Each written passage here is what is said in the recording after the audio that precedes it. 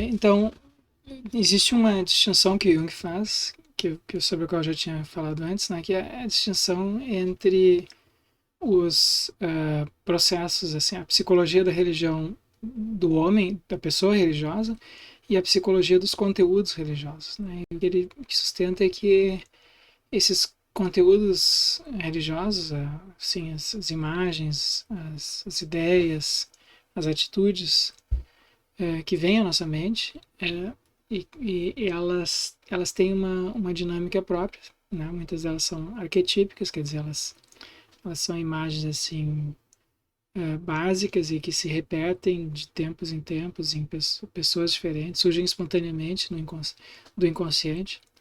Então elas formam, digamos assim, padrões que moldam os comportamentos das pessoas, da mesma maneira que os instintos moldam os comportamentos dos animais e mesmo os nossos comportamentos em alguns casos também, né?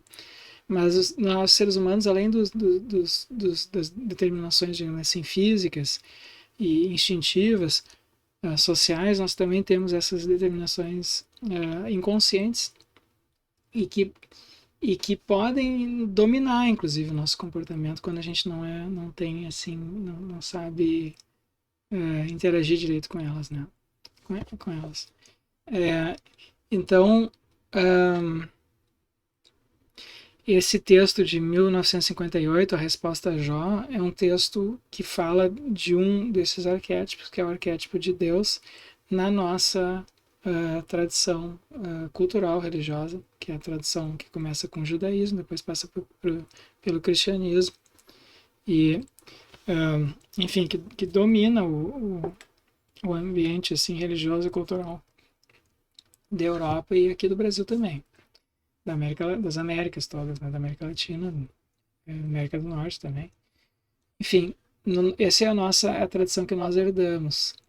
E o que o Jung procura mostrar nesse texto é que é como houve uma dinâmica interna no interior dessa tradição. Né? As imagens de Deus e as relações que as pessoas tiveram com relação a Deus foram se modificando ao longo do tempo. E elas não foram se modificando assim. A análise que ele faz não é uma análise sociológica, política, né? Que a gente precisa, certamente vocês já viram isso, ou econômica, né? Às vezes a sociedade tem efeitos sobre as ideias. Ele mostra que internamente ele busca mostrar a dinâmica interna dessas imagens, dessa evolução das imagens arquetípicas de Deus. Então existe, claro, a questão metafísica, né, sobre se Deus existe, mas existe também a questão psicológica de como Deus aparece para nós. Então o Jung, às vezes ele escreve assim, eu não vou me manifestar aqui sobre a questão metafísica, porque conhecimento que nós podemos ter, tudo que nós podemos dizer sobre Deus ou sobre religião, ou sobre qualquer coisa nesse assunto, é aquilo que aparece para nós na nossa mente, aquilo de que nós temos consciência, ou que se manifesta de alguma maneira, que chega de alguma maneira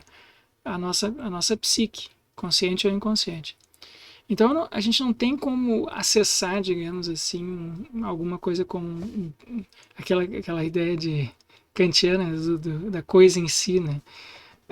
O Deus em si mesmo, por si mesmo, talvez seja muito diferente. Enfim, eu nem sei, eles dizem, eu nem sei o que dizer disso, né? Então não vou falar disso. Eu vou falar só das nossas, ele diz, vou falar aqui das nossas, da imagem que nós temos de Deus, de como a gente se relaciona com Deus. Seja o que isso for. E agora, ele também faz a seguinte ressalva, ele diz, esses processos psicológicos, isso que acontece na nossa mente, é real. Né? É tão real quanto as coisas, digamos assim, físicas ao nosso redor. Né? Então, às vezes as pessoas dizem assim, não, só existem as coisas físicas e todos os processos psicológicos são subprodutos. Essa é uma posição que para o Jung é completamente insustentável, digamos assim, porque seria como dizer assim que, né, se eu pegar, digamos assim, o exemplo que ele dá no texto ali digamos que a gente pense na bomba atômica, né?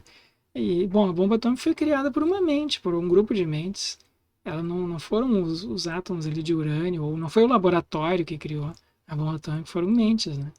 Então, quando a gente, para a gente entender o nosso, o mundo em que a gente vive, para entender as outras pessoas e nós mesmos, a gente tem que pressupor que a mente, a psique, os seus processos são reais.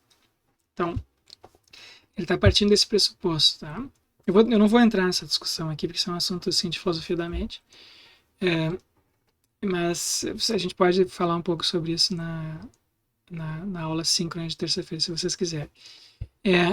O ponto aqui é que, para eles, esses processos são reais e eles têm, assim como os processos, digamos assim, que nem eu falei, os processos físicos da natureza têm uma dinâmica própria, quer dizer, assim, se eu planto uma semente, aquela semente tende se eu dou a ela condições adequadas para ela germinar, ela vai germinar. E vai crescer e vai dar frutos, se for uma árvore, vai dar flores e frutos, enfim, dependendo da espécie, né? Então tem uma dinâmica que é própria dos processos biológicos, também dos processos físicos, né? Não orgânicos. E assim também com os processos mentais, eles têm uma dinâmica própria. E aqui nesse texto, que é um texto assim muito rico e difícil, esse aqui não é um texto de teologia a propósito, tá? Então tem coisas que ele diz aqui que não são assim aceitáveis para muitos, para os teólogos aí de diversas religiões. O que ele está fazendo aqui não é teologia, é uma análise psicológica da evolução do arquétipo de Deus, ou do self. Então ele começa com, enfim, claro que essa análise poderia ser mais extensa, mas ele pega alguns episódios chaves na evolução da nossa imagem de Deus. E ele começa com o texto, o livro de Jó. O livro de Jó é um livro escrito, bom, ninguém sabe direito quando é que foi escrito esse livro, mas supõe-se que tenha sido entre os séculos 6 e 3 antes de Cristo. E esse texto opa, o que eu fiz aqui? Esse texto ele é um texto em que uma certa imagem de Deus que os judeus tinham de Deus. Então, o Deus que aparece no Antigo Testamento, Yahvé, é um Deus que tem características assim diferentes do Deus tal como aparece no Novo Testamento, né? O Deus cristão. Porque o Yahvé, ele tem comportamentos que seguidamente parecem para a nossa consciência moderna como absurdos, né? Que ele parece amoral, ele parece fazer coisas bárbaras, ele parece às vezes exigir coisas dos seres humanos que parecem um pouco cruéis, ou às vezes ele exige sacrifícios, né? Que nos parecem talvez excessivos, o que a gente não entende, a gente tem dificuldade de entender a função daquilo. E o que o Jung diz é que que há uma consciência que começa a surgir na antiguidade desse aspecto amoral de Deus, porque de um lado o Yahvé faz um pacto com os judeus e promete, ele oferece assim a sua justiça divina para os judeus e promete proteger o povo judeu, cuidar deles. E, no entanto, o povo judeu passa por muitas dificuldades. Então, a gente tem uma manifestação disso que o Jung cita no Salmo 89, que seria um pouco anterior a esse livro de Jó. Mas, enfim, as datas aqui são meio incertas, mas, enfim, aparece nessa época. E naquele salmo já é uma espécie assim de interrogação, né? Por será que Yahvé rompeu o pacto com os judeus? Por que será que está acontecendo todas essas tragédias, ou iniquidades, ou injustiças com o povo judeu? Então existe essa indagação ali que é feita naquele salmo. E no livro de Jó, isso é levado ao extremo, porque o livro de Jó retrata uma situação que é a seguinte. Então a gente tem inicialmente uma situação de uma apresentação aqui de uma família, né, que é a família de Jó, que é um homem temente a Deus, que respeita a Deus, que é fiel a Deus, que é um homem piedoso, e ele tem uma grande família, ele é muito abençoado, né, por Yahvé. Ele tem uma grande família, tem ali, aqui nesse retrato, nessa imagem aqui feita por Blake, a gente tem a esposa dele, tem as criações de animais que ele tinha, terras, posses, enfim, era uma pessoa abençoada em muitos sentidos. E o que acontece é que Satanás desafia Yahvé, né? Diz, não, mas essa pessoa só é piedosa, Jó só é piedoso porque ele tem tudo. Ele é saudável, ele tem mulheres, filhos, tem propriedades, ele tem servos. Então, se ele não tivesse nada disso, ele não seria assim tão fiel. Então, o Satanás faz uma aposta, meio que uma aposta com Deus, né? E Deus, então, Yahvé permite que Satanás ponha Jó à prova, né? Teste a fé de Jó. Então, Satanás vai até Jó, a família de Jó, e mata todo mundo lá. Tem um desastre, acontece um desastre, morrem todas as filhas dele, ele perde boa parte das propriedades, ou todas as propriedades, os animais morrem. E enfim, só sobrou, ali tem essa imagem aqui, só sobrou esse empregado aqui de Jó, que vem contar para ele, só eu sobrevivi, todos os outros morreram. Morreram todos os teus filhos, morreu todo mundo. Né? Jó fica ali sozinho. E aí, não satisfeito, né, o Jó continua fiel, temente a Deus, então o demônio, Satanás volta e traz doença, né? Então o corpo de Jó fica coberto assim de chagas e feridas. Enfim, então ele está numa situação assim realmente lamentável, né? Tá doente, perdeu tudo, perdeu todas as posses, perdeu todos os animais, toda a família dele morreu, tudo. Ele está numa situação horrível. E nessa situação, então a gente fica pensando assim, tá, mas será que não é... Esse é o comentário do Jung aqui, é o seguinte: por que Deus permite que Satanás faça isso? Será que Deus, na sua onisciência, não sabe que Jó é fiel? Ele não conhece? Ele não consegue ver a mente de Jó? Por que ele está permitindo que Satanás faça isso com Jó? Parece algo assim meio cruel, né? Fazer isso com uma pessoa só por causa de uma aposta. Então, é uma aposta que parece, do ponto de vista nosso, parece injusta, é como se Deus estivesse maltratando essa pessoa, né? Apenas para satisfazer, digamos assim, um capricho ali de Satanás. E aí Jung diz, bom, o Satanás é também filho de Deus, ele foi criado por Deus. Então, o que será que está acontecendo aqui, né? E o Jung acha que isso aqui mostra que tem um lado, bom, tem um lado de Yahvé que é meio assim inconsciente de si. Então, Yahvé desafia que se dirige a Jó dizendo o seguinte: queres tu aniquilar a minha justiça? Condenar-me para... Então Jó interpela Yahvé, né? Por que isso está acontecendo comigo? Blá, blá, blá. Que ele não entende, né? Ele continua temente a Deus, respeitoso, mas ele interpela Yahvé.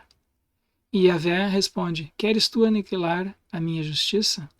Condenar-me para assegurares o teu direito? Tens um braço semelhante ao de Deus? Tens uma voz trovejante como a dele? Com o teu olhar humilde, todo altivo, esmaga os ímpios no mesmo lugar onde se encontrem? Submerge, quer dizer, o Yahvé está dizendo, por acaso tu é como eu? Por acaso tu seria capaz de fazer essas coisas? Né? Isso que o Yahvé está dizendo aqui para Jó. Submerge-os todos juntos no pó da terra, amordaça a sua face num lugar escondido. Então, se tu conseguir fazer isso, né? Eu ia ver, se tu conseguir fazer todas essas coisas que eu faço, então eu também te louvarei, pois a tua destra te conquistou a vitória. Então aqui a gente tem assim uma espécie de a gente tem uma espécie de quase que um desafio aqui, mas mas é estranho isso, porque isso aqui, né, é uma relação extremamente desigual essa de Yahvé com Jó, porque enfim, Yahvé é um Deus, é Deus todo-poderoso, pode tudo, sabe tudo, e Jó é um homem. Então é uma relação extremamente desigual.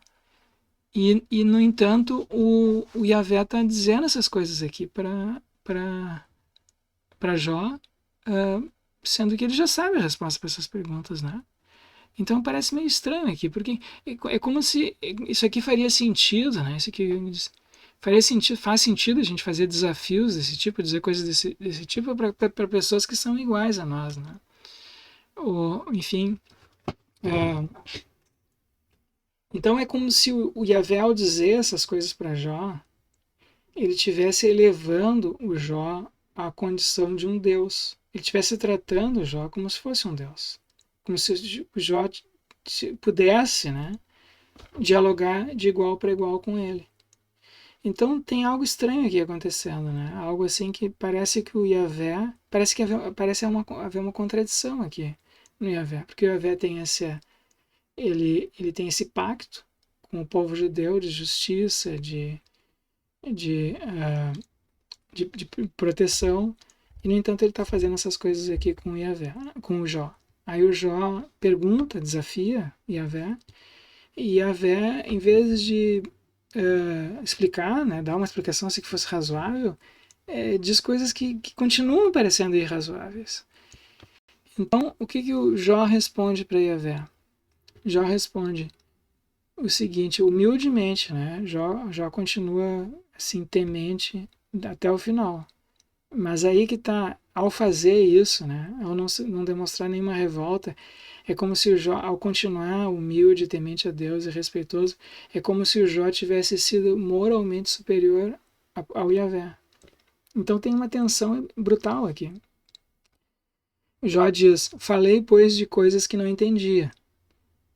Então ele reconhece, o Yahvé diz, tu não sabe o que está falando. Tá? E o Jó diz, de fato, falei de coisas que não se entendia, de maravilhas que ultrapassam a minha compreensão.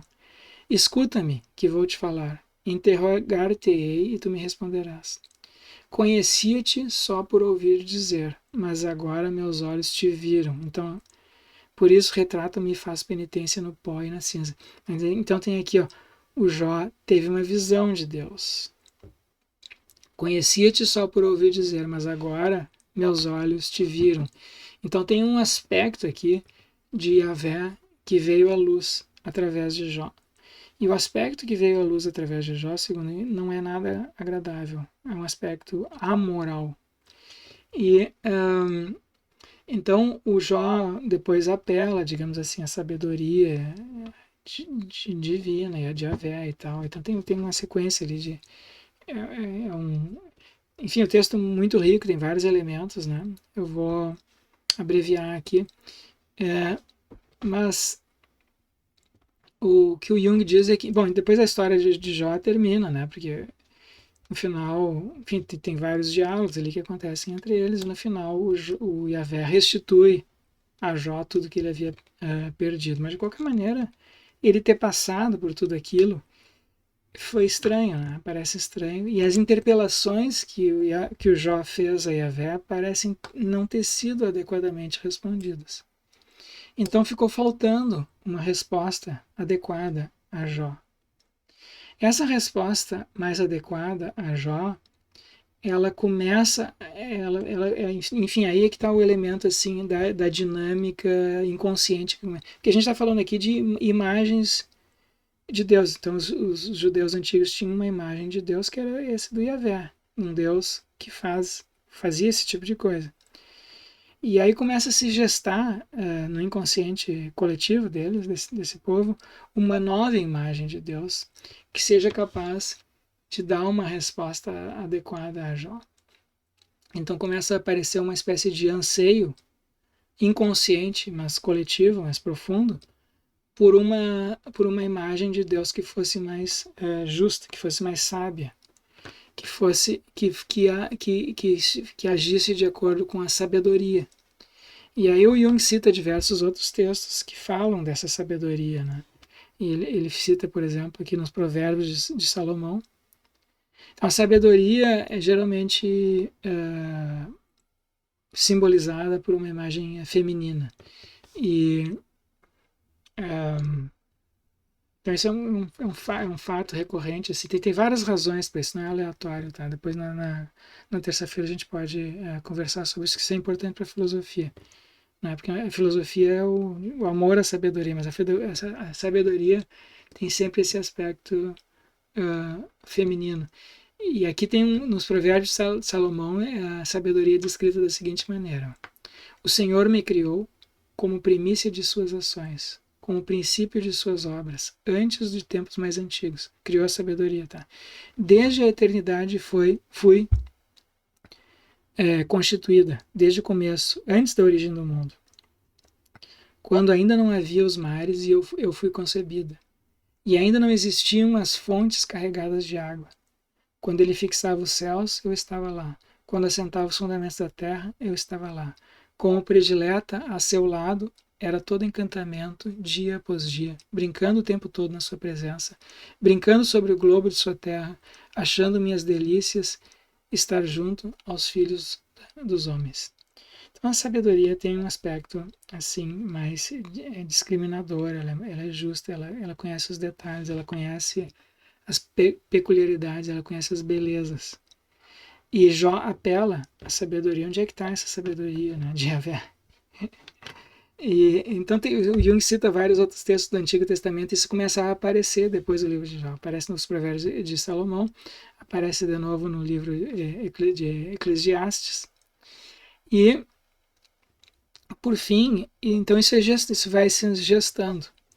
E uma primeira resposta, então, a Jó aparece na encarnação de Jesus Cristo, na encarnação de Deus na forma de Jesus Cristo. Então, porque ali, então, primeiro a gente tem assim uma preparação muito especial para essa encarnação. A gente tem assim a Maria, né, que ela é pura, ela é virgem, ela é, digamos assim, perfeita, né, quase perfeita. Então ela não é suscetível às artimanhas de Satanás. Então, na preparação para essa encarnação, é como se Yahvé tivesse, ou Deus tivesse tomado todos os cuidados para que não acontecesse algo como aconteceu com Jó. Então, Jesus nasce protegido, digamos assim, por Maria. E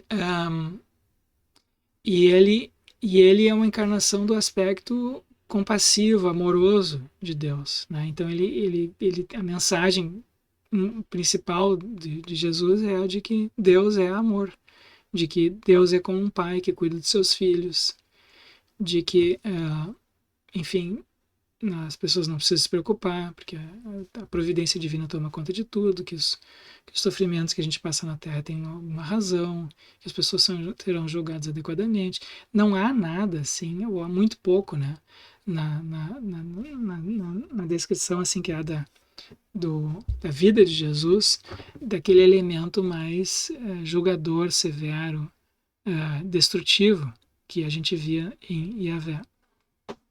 E ao contrário, a gente tem uma imagem assim que é uma mistura de elementos masculinos e femininos em Jesus, né? Ele tem tanto o lado assim ativo de iniciar uma nova religião, de assertivo, né? De romper com algumas tradições judaicas e iniciar uma nova conjunto ali de práticas, de apresentar ao mundo uma nova imagem de Deus, mas ao mesmo tempo um elemento super assim receptivo, acolhedor, universal, amoroso, né?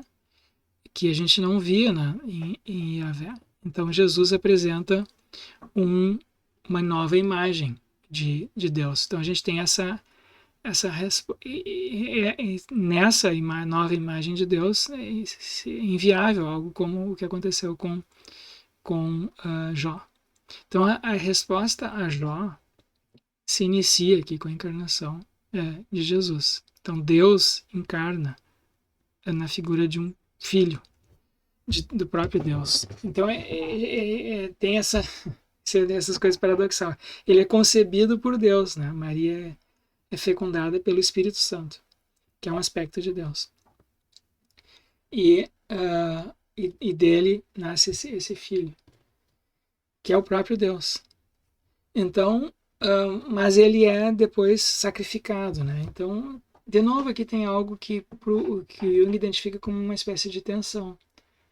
É como se, sim, mas aqueles problemas todos que aconteceram lá com Jó, não foram eles causados por Satanás, por uma imprudência de Yahvé? Por que tá havendo esse sacrifício aqui de Jesus, né?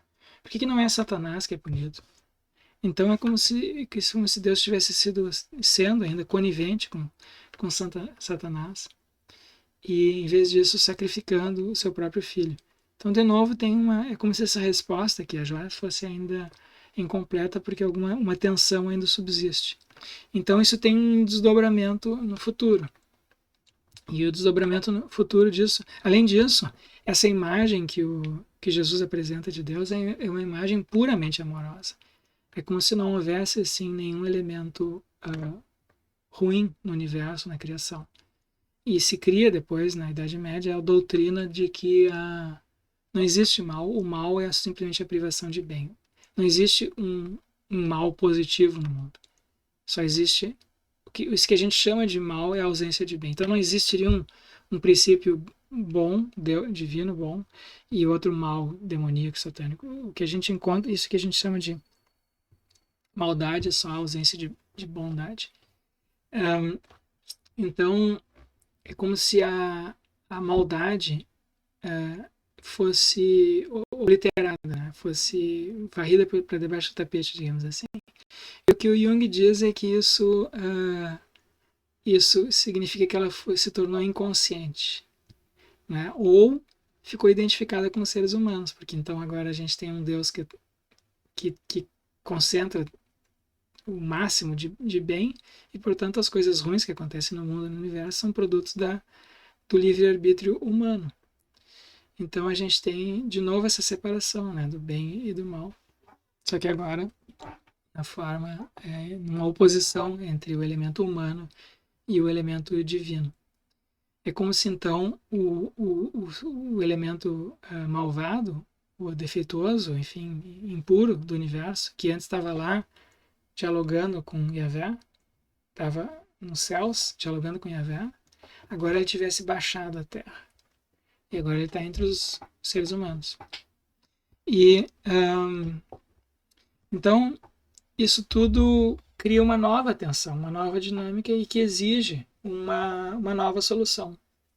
E essa solução, então, essa é uma resposta mais plena, né? É como se Deus, em outras palavras, não tivesse propriamente encarnado na forma de um ser humano, porque Jesus, ele é como se Jesus fosse divino demais, né, para ser humano. Então a gente tem uma resposta que começa a aparecer em diversos textos. E aí o Jung cita alguns dos evangelhos que falam na vinda de um paráclito, um defensor, um consolador, né, que ele vai enviar. Jesus vai ser, ele anuncia sua morte, ressurreição, ele vai para os céus, mas ele diz: eu vou enviar um consolador, um paráclito, um defensor, um advogado, né, porque vai ajudar vocês. E na forma do Espírito Santo. Então o Espírito Santo virá e vai novamente fecundar ou encarnar nos seres humanos comuns, empíricos, nós. Então existe essa promessa que é anunciada, essa profecia, né, que é anunciada no Novo Testamento. E depois a gente tem o livro do Apocalipse, em que a gente tem aquele lado julgador, severo, destruidor de Deus aparecendo novamente, né? Então, ali tem de novo uma dinâmica, e o Jung discute longamente aqueles símbolos lá. Então, o que ele está... claro, isso aqui que eu estou dizendo é tudo muito superficial comparado ao que está apresentado ali, mas o que eu queria salientar é isso: existe essa dinâmica, esse fluxo que é interno a essa história, né? ou essas realidades psíquicas. As nossas imagens de Deus, as nossas experiências de Deus ao longo da história, elas foram evoluindo e estão ainda evoluindo. Então existe um tipo de anseio psicológico inconsciente hoje em dia por uma nova imagem de Deus, e está havendo uma evolução na imagem de Deus contemporaneamente. Existe um anseio por uma nova encarnação, assim, digamos assim, né, de Deus, dessa vez no homem, nas pessoas comuns, uma encarnação mais completa, digamos assim, de Deus na forma de um ser humano, e que fosse capaz de reunir e conciliar tanto o elemento feminino da sabedoria divina, quanto integrar as imperfeições, as maldades que a gente encontra nos seres humanos com o elemento divino, e não haver essa dissociação, né, excessiva entre o elemento assim divino, bom, e humano, caído, pervertido. Então, Jung acredita que isso é algo que está acontecendo na nossa época atual. Está havendo uma modificação da imagem de Deus, mas, claro, isso é um processo que leva assim séculos, né, para acontecer, mas nós estamos agora vivendo enfim, um estágio, digamos assim, crítico disso, né, agora, sobretudo. Então tá, eu vou encerrar por aqui. Vamos discutir alguns elementos assim, mais específicos disso na terça-feira.